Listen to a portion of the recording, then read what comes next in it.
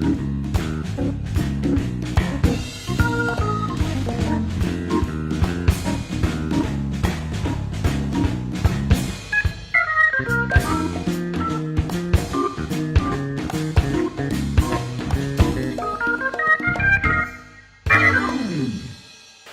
amigos que acompanham o Tailândia News Brasil.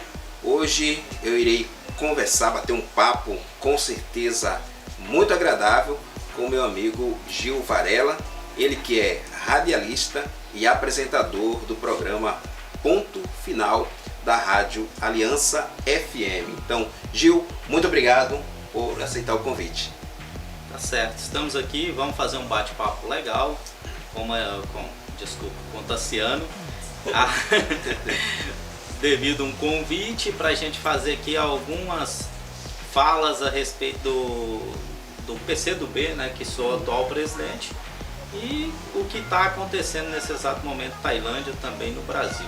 Ok, lembrando que esse bate-papo aqui não tem pauta nenhuma, tá certo? Então o Gil... É livre. É livre, então o Gil não sabe as perguntas que eu irei fazer para ele. Eu também ainda não sei quais perguntas farei. Então tudo aqui vai ser absolutamente espontâneo. Então, em primeiro lugar, Gil, como você analisa a conjuntura política hoje no Brasil? Principalmente ainda marcada por essa polarização nos termos esquerda, direita, embora muita gente que usa esses termos não saiba bem o significado. Falou uma das coisas que a gente faz assim sempre, uma conversa, essa questão da direita e esquerda confunde muito a cabeça das pessoas. E o que se vê no Brasil ainda é que devido a essa confusão que se criou, inclusive essa questão do PT, anti-PT, causou neste exato momento ainda que não desfez o palanque eleitoral. Por incrível que pareça, manteve-se o palanque eleitoral, devido ao discurso do próprio presidente. Eu acho que ele esqueceu que ele está eleito, acabou o processo eleitoral, e como ele provoca, ele quer aparecer para aquele eleitorado dele, ele acaba provocando que o próprio eleitorado tenha essa reação ainda de palanque eleitoral. Então, acredito, se o presidente não tomar a postura de estadista, quando eu falo estadista, é ele tomar a postura de presidente da República e assumir realmente a função de presidente da República, deixar de falar o que ele pensa e começar a pensar no que vai falar, eu acho que o Brasil, o país vai melhorar muito. O historiador Marco Antônio Villa, recentemente na CNN, ele disse que o Bolsonaro ele trouxe consigo algo jamais visto na história política do Brasil, que foi a questão, né, do ódio, a questão da intolerância visível, principalmente nas mídias sociais e também televisionada de uma maneira assim, muito ampla para todo mundo ver, principalmente quando há algumas manifestações, mesmo apoiando o presidente, algumas cenas como podemos colocar nesse pacote aí, protestos pedindo fechamento, né? Fechamento do Congresso, fechamento do STF, ou seja, agendas que flertam com a ditadura, né? Que flertam com princípios antidemocráticos. Então, na sua avaliação, o perfil, vamos dizer assim, do presidente termina refletindo nos seus apoiadores? Sem sombra de dúvida. Se a gente for fazer uma análise, viu, Tassiano? Para quem acompanha a política, e eu tenho alguns anos de política, mais de 30 anos, não mudou nada. Se você for pegar desde a eleição, da época do café com leite, e depois passando pelo Getúlio Vargas e todos os presidentes que foram eleitos, não mudou o discurso. Você vê que o discurso é anticorrupção, você vê que o discurso é fazer reforma. No entanto, quando o camarada chega lá, ele encara uma coisa chamada sistema. E quando ele esbarra no sistema, ele vê que ele tem alguns obstáculos que não é tão fácil vencer para chegar naquilo que ele prometeu. O Bolsonaro em si, devido ao histórico de militar, o histórico que ele tinha na Câmara dos Deputados, ele acabou trazendo com ele essa revanchismo. Ou seja, essa rivalidade com o próprio sistema que muitas vezes ele não concordava.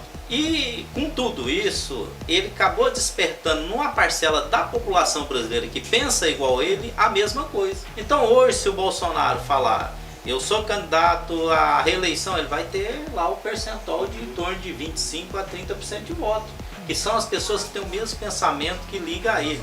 Quer dizer, aquelas pessoas que têm aquela revolta, aquelas pessoas que acham que vai resolver o problema através da violência, que acham que vai resolver o problema através até em termos da ignorância, só que não é por aí.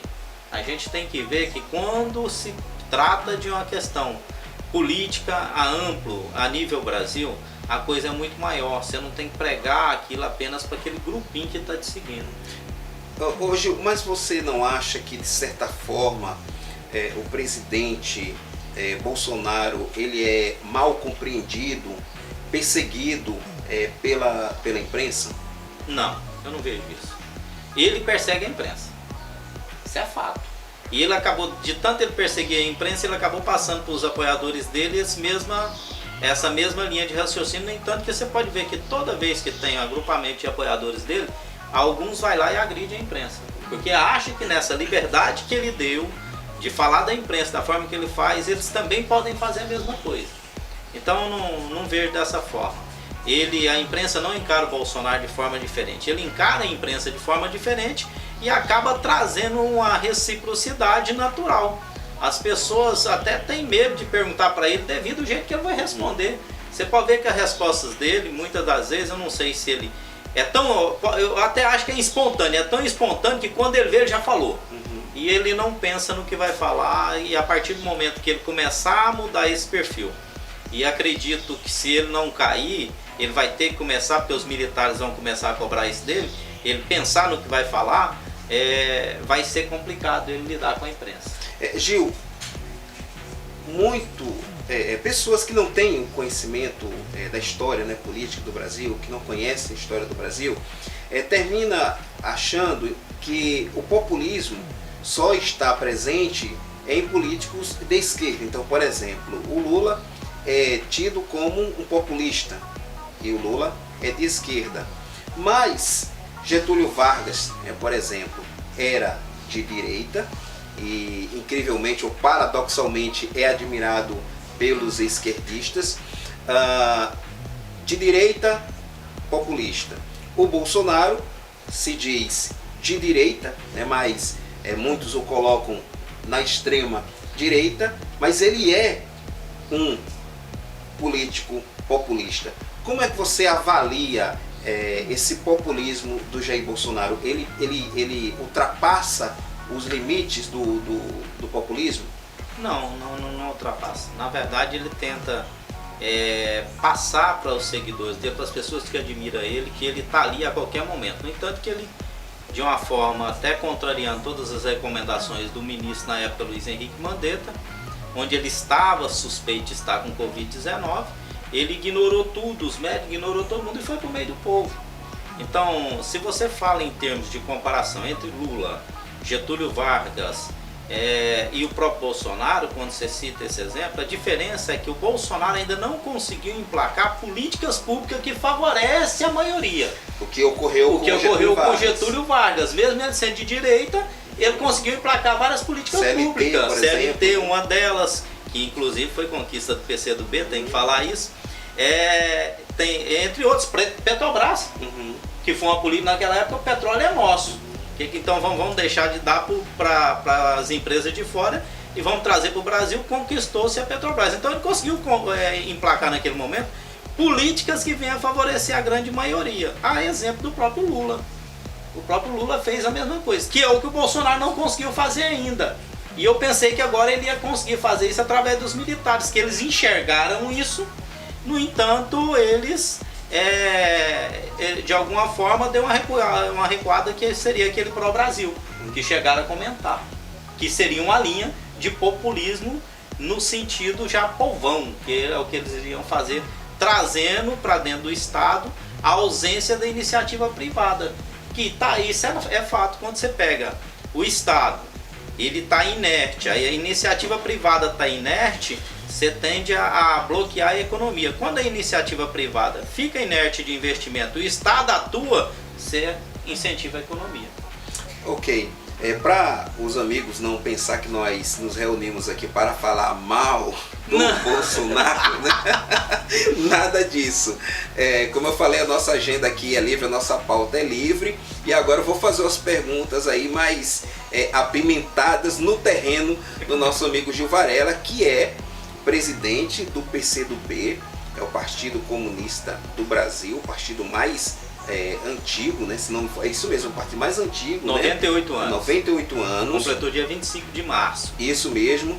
Então, já viveu, né, diversos momentos da história política brasileira, né? A ditadura com Getúlio Vargas, o período do Estado Novo, a ditadura militar iniciada ali em 1964 até 1985 e ainda está de pé. Mas, Gil, se tem notícias de que o PCdoB pretende mudar o nome para as eleições de 2022. Isso já foi amplamente divulgado, a Jovem Pan e outros meios de comunicação também. Para trabalharem o termo comunista. Eu pergunto, você tem vergonha de fazer parte de um partido que carrega no nome o termo comunista? Ou se você é comunista, mas não é da forma como as pessoas entendem? Olha, é legal essa pergunta. É o seguinte, muitas pessoas interpretam a questão comunista de uma forma equivocada. Se a gente for fazer uma análise histórica, eu estou falando histórica, a nível mundial, nós nunca tivemos em nenhum país do mundo regime comunista. Nunca tivemos. O que nós mais chegamos próximo foi um socialismo avançado. E nós nunca tivemos. Não tenho vergonha nenhuma de fazer parte de um partido onde tem na sigla dele a palavra comunista. Até mesmo porque passa-se por várias transformações. Um partido de 98 anos, que foi naquela época criado para acompanhar o raciocínio da Rússia naquela época, que vinha com a questão de tentar emplacar um comunismo que não chegou a ser emplacado, tem que ficar bem claro. Ele tem passado por várias transformações. Hoje o PCdoB, ele é um partido que luta pela questão da distribuição de igualdade. Seja de renda, seja a igualdade entre famílias, seja a igualdade entre pessoas. E isso as pessoas ainda não sabem diferenciar. É muito simples chegar e falar, não, Gil Varela é comunista. Mas o que é ser comunista? Qual é a interpretação de comunismo para algumas pessoas? Porque tem a questão do comunismo e aquela questão radicalista que pregava-se antigamente, onde falava que o Estado teria que ter posse de tudo, distribuía de forma igual. Então, desculpe aqui te interromper. Quando fala em comunismo, claro que vem à mente a Revolução Russa, né? O Lenin, Trotsky, o Marx, né, que é o que cria de certa forma o pensamento, né, socialista, comunista, então Trotsky, Stalin e as experiências não só da extinta União Soviética, né, como também dos seus satélites. Então se toma essa experiência para dizer que o comunista, no caso Gil Varela, pensa da seguinte forma: defende uma economia planificada, onde o governo vai definir quem pode comer 5 quilos de feijão, quem só pode comer 2 quilos, a estatização de tudo, impedir a liberdade de imprensa, aparelhar tudo, dominar tudo, em outras palavras, aplicar uma ditadura. A experiência, né, do socialismo, que é o caminho para o comunismo, desembocou em ditaduras. Então, ser comunista hoje não é flertar com essas agendas autoritárias? Em hipótese alguma. O sentido hoje da palavra comunista, apesar de as pessoas interpretar dessa forma, é no sentido democrático. Não tem como hoje no mundo, na atualidade, com as tecnologias que nós temos, pensar no comunismo igual se pregava nessa época, quando você puxou lá atrás da Rússia. Hoje o que se fala em termos comunistas, a gente aproxima aí do socialismo, que seria um país mais justo, que seria um país onde todos tivessem a oportunidade, mas de forma democrática. O que hoje o PCdoB prega, aí sim, é contra o capitalismo abrupto, que é aquele capitalismo selvagem, que é o famoso truste, o grande come o pequeno e pronto, acabou. E então o PCdoB não tem essa linha de raciocínio, ele tem a linha de raciocínio de que o trabalhador também pode fazer parte de uma gestão como executivo, a exemplo do que o Lula conseguiu fazer, tá certo? E quando você tem o trabalhador que sentiu na pele, sente na pele todos os dias as dificuldades, o que ele vai tentar fazer quando ele chega no governo? Ele vai tentar buscar meios para combater aquelas dificuldades que ele sentiu. Então o PCdoB amadureceu muito, a exemplo do próprio PT, amadureceu muito. A política hoje não tem como ter uma política radical comunista. Não tem. O que hoje é o pilar de qualquer partido político, o PCdoB não é diferente, é a democracia. Então hoje o que, no caso, temos ao se falar em comunismo, que termina também indo para a questão, né, do ser esquerda, porque alguém pode ser de esquerda sem ser comunista, mas ser comunista é de esquerda. Então, na sua avaliação, o termo comunista hoje, para as pessoas, é mais carregado de preconceito do que o que de fato ele significa hoje. Na verdade, você está corretíssimo. Além do preconceito, é um palanque político. É um palanque político para tentar derrubar o opositor. Quando se sente que o camarada que é de esquerda tem um capital político maior do que aquele que seria de direita, tentam atingir aquela imagem falando, não, o cara é comunista. E muitas das vezes revertendo essa situação para prejudicar aquele determinado candidato ou aquela determinada pessoa. Como eu falei, não existiu e não vai existir no mundo ainda regime comunista implantado. Eu sempre digo assim, quando escuto, né, pessoas falando da questão tanto de esquerda, mas principalmente do comunismo. Então a gente olha a experiência do mundo. Todos os sistemas tiveram momentos negros. O próprio cristianismo, por exemplo, né? A época das cruzadas, o tribunal da Inquisição, onde queimavam pessoas. Mataram muitos em nome da igreja. Mataram muitas pessoas em nome da igreja, em nome de Deus. As colonizações que ocorreram, inclusive na América do Sul, né? Na América do Norte, em toda a América. A espada e a cruz do outro lado. Então, mas hoje, no caso, o cristianismo não pensa mais dessa forma. É isso? Amadureceu, né? Evoluiu. Então, por que no socialismo, no comunismo, não querem dar oportunidade ele mostrar que... Se a gente for pegar, Tassiano, pensa bem. Qual é a bandeira hoje do PCdoB e dos partidos comunistas que eles pregam? A foice e o martelo. Foice e martelo. Mas o pessoal sabe o significado da foice e do martelo? Pouquíssimas pessoas. Vamos desmistificar esse negócio? A foice é o trabalhador do campo e o martelo é o trabalhador da cidade. Então junta-se as forças trabalhistas para lutar por melhores dias. Tem coisa mais justa? Então o que aconteceu? O sistema, quando se fala da direita, pegava-se os grandes e levava para o poder. Quando você pega a força trabalhista, seja do campo ou da cidade, e soma essa força e luta para levar algum representante dele para o poder, para defender os objetivos dessa classe, você desmistifica já logo aí. Então os caras já falam, não, foice martelo, porque aqui é briga. Não é briga, meu amigo. Hoje, quais são as principais lideranças do PCdoB no Brasil que você aponta, destaca? Hoje nós temos o Dino, que é governador do Maranhão, Flávio Dino, que vem crescendo, vem destacando muito. Acredito que o Dino é um forte nome para a disputa presidencial, próxima eleição. Mas tem a Manuela Dávila, que foi candidata a vice na chapa com o PT. E nós temos outras presenças, outros deputados, mas os dois eu acho que são os que mais destacam nesse momento no Brasil. Né? Gil, vamos trazer um pouquinho agora para mais perto de nós. Esse é um ano eleitoral. Como é que você tem visto, tem analisado a política local? Tassiano, eu vou até fazer uma colocação aqui que eu já fiz na rádio. É um ano eleitoral que eu acho que não vai ter eleição. É o Gil Varela que está falando, ninguém falou, tá? Eu acho que não vai ter eleição. Explique. Devido à questão da pandemia, prazos que a gente tem que ter, convenção que depende de aglomeração. Eleição sem aglomeração, será possível fazer? Então o camarada ir lá votar 1 a 1, não, você fica em casa que eu vou votar. Então por aí você já vê uma dificuldade.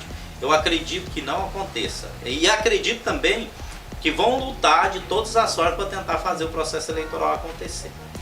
E aí, quando você vê esse momento no país passando dessa forma, em um ano eleitoral, quando você traz isso para dentro do município, você começa a fazer uma proximidade da coisa que você fica até sem jeito de ter uma linha de raciocínio. Como é que você vai, apesar de ter que fazer uma programação como se eu não vejo uma eleição acontecendo? Gilma, já se entende tanto no Congresso Nacional quanto no TSE, porque para não ter eleição esse ano, precisaria mexer na Constituição. Tem que ter uma PEC. Mas tanto o Congresso quanto o TSE já manifestaram que não vai prolongar o mandato de ninguém. Então já se estuda aí, eu acho que é para novembro, dezembro desse ano. Mas com certeza, tendo eleições, será com uma roupagem muito diferente, porque uma série de coisas não vai poder acontecer como em tempos normais, né? Exatamente. O PCdoB está pronto em Tailândia na questão assim, de nomes para encarar uma eleição? O PCdoB hoje tem que deixar uma coisa muito bem clara sobre Tailândia. O PCdoB conseguiu arregimentar um grupo em volta do Gil Varela como presidente, que era um grupo que já vinha do Valdinei Palhares, que chegou a ser prefeito em Tailândia durante 4 meses e 16 dias no ano de 2012. Nós não temos pensamento, nesse momento, de ter candidatura ao Executivo. No entanto, nós temos chapa fechada de candidatura a vereadores. A gente pretende eleger vereador do PCdoB em Tailândia. Por que eu digo pretende eleger vereador do PCdoB em Tailândia? Como todos sabem, político só é valorizado se tiver mandato. Isso é fato. Então, se o PCdoB tem mandato em Tailândia, ele tem uma visibilidade muito maior do que um partido sem mandato. Então já está descartado que o senhor vai lançar seu nome para prefeito de Tailândia? A hipótese é quase zero. Eu tenho um palavreado com o prefeito Macarrão, de que se ele for candidato, eu não sou candidato. Já deixei isso muito bem claro várias vezes. Se der uma zebra, o prefeito pegar e falar por algum motivo de saúde ou por algum motivo particular dele, eu não sou candidato, aí é outra história. Aí nós vamos pensar em lançar uma candidatura. Mas até então, enquanto ele manter o nome e a reeleição, o PCdoB não tem candidatura própria. Mas o que o PCdoB tem para oferecer à Tailândia? Nós temos muita coisa para oferecer para a Tailândia, viu, Tassiano? Exemplo? Trabalho em conjunto com o próprio executivo, buscando política pública que venha favorecer a população da Tailândia. Porque, se a gente for observar, muitas pessoas não enxergam a política quando ela é uma política implantada por pequeno. E a gente tem que fazer essa política virar capital político, aparecer. Muitos criticam, inclusive, o prefeito Macarrão, fala que o Macarrão não fez nada. É o que você ouve na rua. Mas pergunta, e fez? Muita coisa. Se você for ver, houve uma transformação nesses últimos 3 anos de Tailândia. Começa pela saúde. Hoje ainda estava falando, se o prefeito não tivesse antecipado as ações da saúde por causa da pandemia, hoje nós já estávamos com 50%, preste atenção, 50% hoje do nosso sistema de saúde para receber pessoas entubadas comprometido. Então você acredita que o investimento que ele fez antes deu base para hoje? Com certeza, e está continuando a fazer isso. Com essa aquisição que ele fez dos respiradores, que nós chegamos ao número de 15, onde nós tínhamos anteriormente 6. Hoje nós temos 3 pessoas entubadas. 50% do sistema estava comprometido. Se hoje nós temos 15 menos 3, nós temos 12. Nós estamos com folga? Tá, mas porque houve iniciativa e alguém deu um passo antes do negócio acontecer. Agora, se esperasse acontecer para correr atrás, será que dava tempo? A Manuela Dávila falou certa vez o seguinte, que ela, sendo do PCdoB, então o PCdoB luta por um mundo justo e mais igual, pela diminuição da desigualdade. Tailândia é uma cidade justa? E como é que você analisa a desigualdade social em Tailândia? Tailândia não é uma cidade. Dentro ainda dessa ideia, o que o PCdoB pode Não, Tailândia não é uma cidade justa. Quando você fala em questão de uma cidade justa, seria a distribuição de renda da mesma forma, seria a oportunidade da mesma forma que é para um, é para todos. E não acontece dessa forma. Você sabe que a pessoa, isso aí não é em Tailândia, em qualquer lugar, a pessoa que tem maior poder aquisitivo, ela é vista de uma posição diferente. Aí eu te falo, vou fazer aqui até uma brincadeirazinha. Qual é o maior número de habitantes de Tailândia? Classe média baixa ou classe média alta? A classe média baixa. Então por aí você vê a tamanha desigualdade social que tem em Tailândia. E é nesse sentido que o PCdoB vai atuar, para acabar com essa desigualdade social, pelo menos diminuir essa desigualdade social. A gente tem que combater essa diferença. Mas como? Que jeito nós vamos fazer isso? Nós precisamos juntar forças, brigar para poder melhorar a qualidade de vida em termos de distribuição de renda. Então hoje, muitas pessoas criticam o próprio prefeito, falam que o prefeito gosta de dar cesta. Mas hoje, na atualidade, é melhor deixar passar fome ou dar cesta? Agora, eu sou contra dar a cesta de forma assistencialista, que não é o que acontece, é para combater a fome. Nós precisamos criar políticas atrativas de investimento, aí sim, e nós vamos conseguir fazer isso todos juntos, a partir do momento que os que têm dinheiro começar a pensar em ajudar o pequeno, fortalecendo o pequeno, nós fortalecemos o grande, tá sendo? Foi o que o Lula fez. Pregava-se anteriormente que não, o rico tem que estar cada vez mais rico para ajudar o pobre. Mas o Lula para o senhor é uma referência? Não é que seja uma referência, mas é o que ele implantou. Você vai, aí eu até citei como exemplo algum tempo atrás com uma certa pessoa, ela chegou para mim e falou: o Lula não fez nada, Fernando Henrique fez tudo. Eu falei: tá certo, tá correto.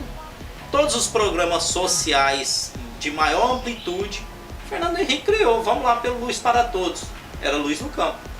No entanto, só tinha acesso àquilo quem tinha dinheiro, o cara tinha que pagar.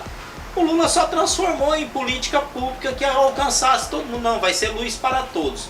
Aí, o que favorece isso aí? Pergunta pra mim, em que vai favorecer o país? O que vai favorecer? Vai favorecer apenas o pobre, vai ter energia na casa dele? Não, muito pelo contrário. Quando o pobre tem energia na casa dele, ele compra lâmpada, ele compra televisão, ele compra geladeira, ele compra triturador lá no campo para triturar e fazer silagem. Quer dizer, ele ativa a economia, porque ele ativa a indústria. Até os R$600 do auxílio emergencial. Poxa, o pobre ele não compra só comida, ele compra o calçado, ele compra roupa. Exatamente, meu amigo, é isso mesmo. Então, se a gente conseguir levar o dinheiro para aquele que é menos favorecido, o grande ganha. Porque ele tem poder de compra. E quando ele compra, o cara que é dono da loja ganha, o cara que é dono do armazém ganha, o camarada que é lá do banco ganha, todos ganham. E se você tirar tudo que o pobre tem, você engessa o sistema. Então é nesse sentido que o PCdoB vai atuar. Nós temos que atuar juntos, tanto com o executivo, o legislativo, o próprio judiciário tem que ajudar, para a gente fazer que essas políticas chegam lá para o pequenininho ter poder de compra, senão nós não vamos deslanchar nunca o município. É típico da ideologia, né, comunista, né? A sua fala é carregada de princípios, né, assim, coletivos, no sentido de apoiar, de unir e buscar melhorias. Eu já moro em Tailândia há cerca de 10 anos e então já passei por alguns governos.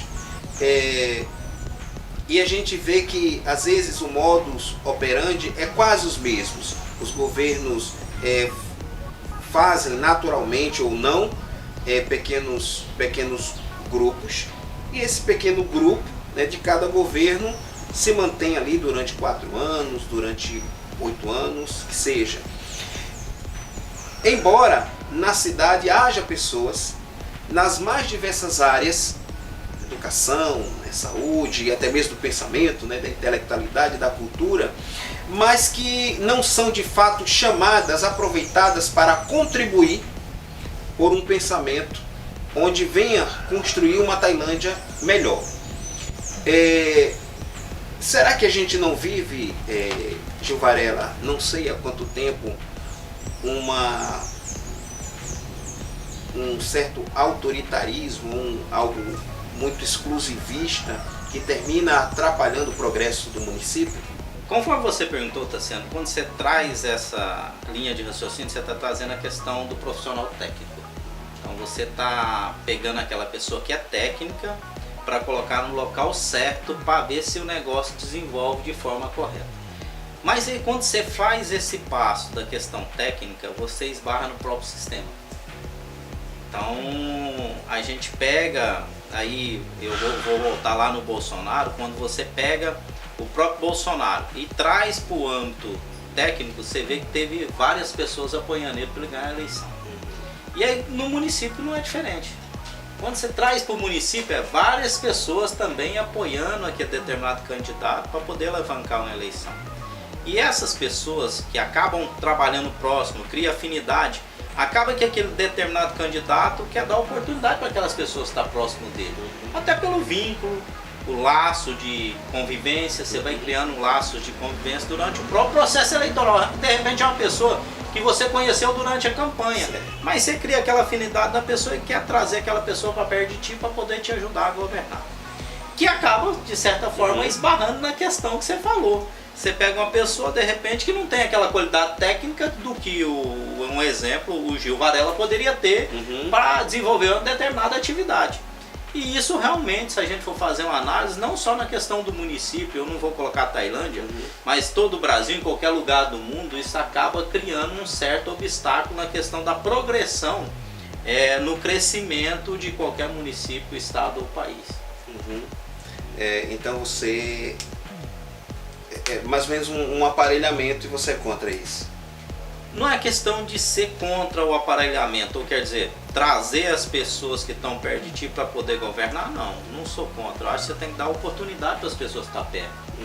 E buscar pessoas também do lado que podem estar lá longe e ajudar a construir.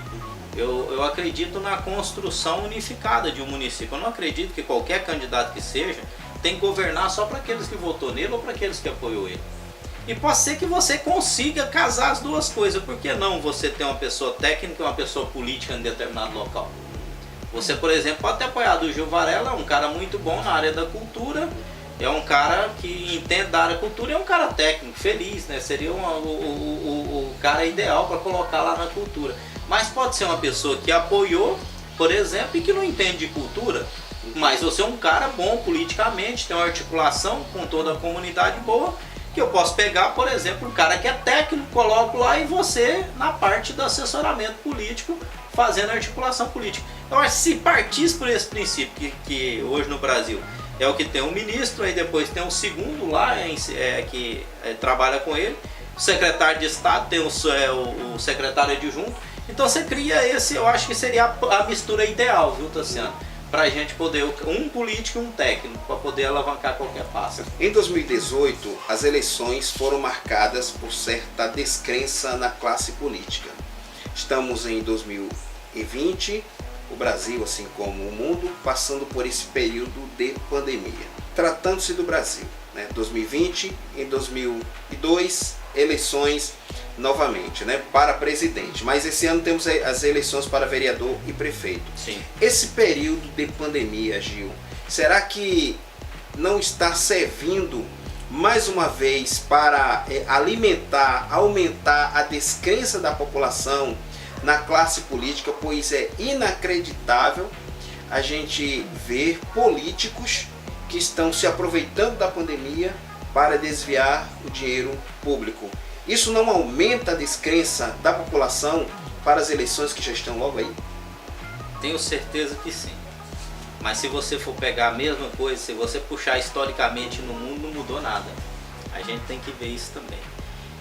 Não é a questão da descrença em si do político. Eu acho que a descrença no político seria um termo até meio pesado para a gente usar, mas a descrença no próprio ser humano.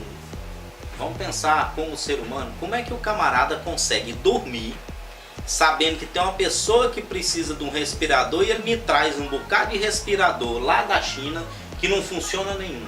Vamos tirar por esse princípio. Quer dizer, eu estou matando pessoas, não estou? E como que o cara tem humanidade dentro dele nesse sentido? Então eu não quero nem falar do político, porque existe mau político, existe bom político, existe mau advogado, existe bom advogado, existe mau radialista, existe bom radialista. Vai uma questão da humanidade, está dentro de cada um pensar que ele preocupa com o próximo. Eu prefiro pensar dessa forma, viu, Tassiano? Certo. Então o problema está no ser humano mesmo. Está no ser humano, está entranhado nele.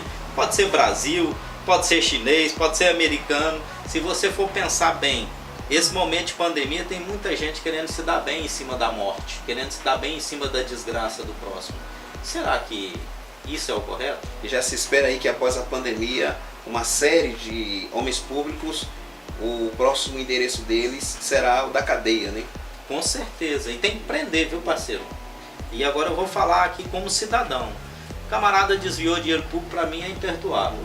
É o meu modo de pensar. É um combate que a gente tem que aplicar, mas não com discurso de vaidade, com discurso apenas a boca para fora. Porque o cara falar uma coisa, fazer a outra, pregar uma coisa, é fácil. Eu quero ver fazer, cortar na carne e fazer aquilo acontecer. Ok. Estamos caminhando já para o término aqui da nossa entrevista, mas a gente ainda tem umas duas perguntinhas para fazer. Gil, com base no senso comum, você é um comunista em virtude do Partido Comunista Brasileiro. Aí, com base no senso comum, agora sim, você é um ateu? É contra a religião? Não sou contra a religião. E outra, ainda acredito que a religião ajuda muito a solucionar muita coisa no mundo. Se não tivesse a religião, nós estaríamos muito mais complicados do que a gente está. Quando eu falo da humanidade, está aí, a religião prega a humanidade. Então lá no livrinho lá do PCdoB, lá de Tailândia, não tem lá nas entrelinhas, escrito em uma língua que ninguém entende, contra a religião, acabar com a existência de Deus, não tem isso? Não tem e nunca teve, nem no PCdoB nacional, no estatuto não tem, nunca teve isso. Muito pelo contrário, nós temos que defender a religião. Eu acredito muito na fé, viu, Tassiano? A pessoa tem que defender o que ela acredita. O meu filho, por exemplo, ele é protestante. Eu admiro o jeito dele atuar. Eu tenho vários amigos que são protestantes. Meu pai é protestante há 46 anos da Assembleia de Deus. Respeito muito ele e faço um bate-papo legal com ele. Então acredito em Deus. Ateu é não acreditar em Deus. Deus acima de tudo. E eu só acredito numa prestação. Pode completar, né? Não, eu só não acredito que esses que estão usando da pandemia, que usam da fé das pessoas para se dar bem, não vai prestar conta com o grandão um dia. Vai prestar conta. O PCdoB é contra a família tradicional, é contra o que há de mais bonito, de mais perfeito, né, na sociedade. Eu dei o exemplo aqui da questão da religião, né, mas os comunistas são sempre acusados de serem contra a família, contra os bons costumes. Não. O PCdoB, muito pelo contrário, ele defende a família. Agora o PCdoB luta também com direitos iguais para quem é diferente. Essa é a verdade. Às vezes há uma confusão na cabeça das pessoas. Pensa não, o PCdoB defende o LGBT. O PCdoB defende a família que não é família enxergada. Depende do ponto de vista que está se vendo. Defende o negro, né? Não, então não é por aí. O PCdoB luta sim pela igualdade da família. A família ainda é o arrimo da casa. Onde você vê uma família forte, você vê que tem ali uma base forte. Então a família ainda é tudo. E não é diferente não. Agora a gente luta sim. Eu quero que o negro tenha o mesmo direito do branco. Eu quero que a pessoa, independente da orientação sexual dele, tenha o mesmo direito de fala e defender os direitos dele que uma outra pessoa qualquer tenha. Então é isso que o PCdoB defende, igualdade. De direitos principalmente. A informação que nos chegou, a gente vai já terminar o nosso bate-papo, mas a informação que nos chegou, Gil, é de que o amigo é torcedor do Paysandu e do Vasco da Gama. É isso mesmo? Rapaz, não tenho nada contra o torcedor do Paysandu, do Vasco da Gama. Respeito cada... Se falar Flamengo, tu corta, viu, lá na que eu respeito todos aí, todos os clubes, não tem problema nenhum. No estado do Pará, eu sou simpatizante realmente assim com o Paysandu. Não que eu torça pro Paysandu, mas eu sou simpatizante. A nível de Brasil, eu sou flamenguista mesmo. Né? Flamenguista. Então, de todo o coração. Nunca escondi, rubro-negro. Mas não significa... A minha esposa é vascaína. Então gente boa demais ela. Não tem nada a ver. Não significa que a gente não vai ter o diálogo por causa da questão de clube, é uma questão religiosa. Eu acho que todos... Eu tenho um ditado comigo. Ninguém é obrigado a aceitar nada, mas é obrigado a respeitar. Então, Gil, deixa uma palavra final aí para os amigos que irão se deparar com esse bate-papo. Bom, para mim foi um grande prazer vir aqui a pedido do Tassiano. É um bate-papo muito espontâneo, na verdade, nada combinado, tem que ficar claro que não foi nada combinado. E é sempre bom a gente falar para as pessoas que de repente está do outro lado, pensa que o Gil Varela é de um jeito, não conhece. É fácil de você tirar ideia ou assimilar uma pessoa sem conversar com ela, sem ter a aproximação daquela pessoa. E isso vai desmistificar muita coisa, principalmente quando se fala a questão do próprio comunismo e da própria esquerda. Então as pessoas têm que amadurecer muito.